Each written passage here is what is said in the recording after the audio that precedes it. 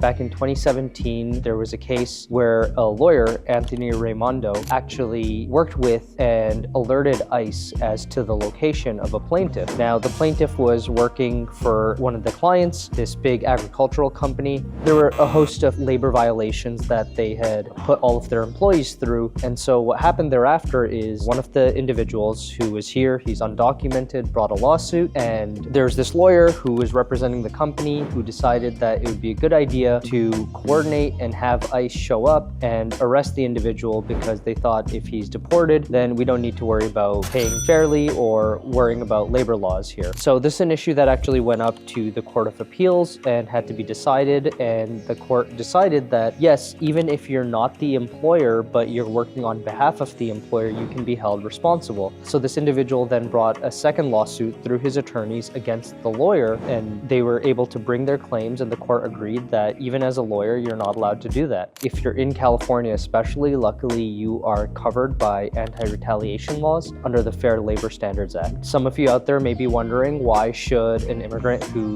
is here illegally or undocumented have the same rights as American workers? Look, I get it. Lead was very prevalent. It's impacted some of your cognitive abilities, so I'll explain it to you. When a person is here and they're undocumented, the law doesn't give them the same protections that it would an American employee. You have to ask yourself the question, do you think American corporations are going to hire people where they don't have to follow any labor laws, they can pay them below minimum wage, they can not pay them overtime, and then if this person brings a lawsuit, they're not given the same protections? So do you think American corporations are going to hire American workers at that point, or are they going to do what they think they can to make the most amount of money and chisel every penny out of us?